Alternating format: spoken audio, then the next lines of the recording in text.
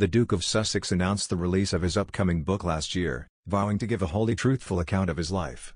The announcement was said to have triggered a tsunami of fear in Buckingham Palace, with concerns the memoir could echo Harry's bombshell Oprah interview. Harry was also said to have barely spoken with his father last year, as their relations plummeted to an all-time low. But in an unexpected act of reconciliation this week, Charles paid tribute to Harry in a Newsweek essay, praising his son's environmental work while sharing how proud he is of the Duke for passionately highlighting the impact of climate change. And it's believed his comments could help heal the ongoing father-son rift. Royal commentator Richard Fitzwilliams told, "I do think this tribute is very significant because this is one thing that Charles, William and Harry share in common, and that is the need to fight climate change." Harry's relations with his father have of course been extremely strained. The fact that Charles has done this in Newsweek, which has a large circulation in America, I think it's clearly a form of an olive branch in the hope that there will be a form of reconciliation. Harry's memoir, which is set to focus on his life in the public eye from childhood to the present day, is expected to be released at some point in 2022. But Mr. Fitzwilliams believes Charles' latest comments could prompt his son to hold back the date of publication. "I think if you offer an olive branch it's only reasonable to expect something in return," the expert said. "I would have thought that some form of postponement of the autobiography would be considered. Otherwise everything that is said to Meghan and Harry when they come over for the Platinum Jubilee celebrations, which I'm sure they will, could conceivably find its way into the book."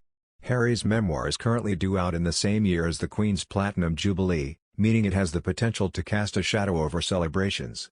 And Mr. Fitzwilliams suggests things could be handled so they don't embarrass the royal family further this year. "The royal family need to know the pressure is being taken off them when it comes to this autobiography," he added. "This is a way of handling it." Charles' essay features on the cover of a special climate change edition of the U.S. Mag, out on January 14. In it, he writes, "The world is on the brink and we need the mobilizing urgency of a warlike footing if we are to win. As a father, I am proud that my sons have recognized this threat. Most recently, my elder son, William, launched the prestigious Earthshot Prize to incentivize change and help repair our planet over the next 10 years. And my younger son, Harry, has passionately highlighted the impact of climate change, especially in relation to Africa, and committed his charity to being net zero." Announcing the news of his book last year, Harry said in a statement, "I'm writing this not as the prince I was born but as the man I have become." He added, "I'm deeply grateful for the opportunity to share what I've learned over the course of my life so far and excited for people to read a first-hand account of my life that's accurate and wholly truthful." In addition, Christina Garibaldi and Christine Ross discussed the situation on the Royally US podcast. They said, "It has been reported that Duchess Kate is really upset about how things unfolded with Prince Harry and Duchess Meghan this year.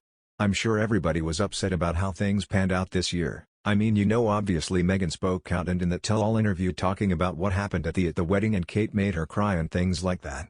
Harry and Kate had such a close relationship too, so I'm sure she is very upset about how things have unfolded." They added, "I think a source close to Kate said that she was mostly upset about the situation in terms of the toll it took on William.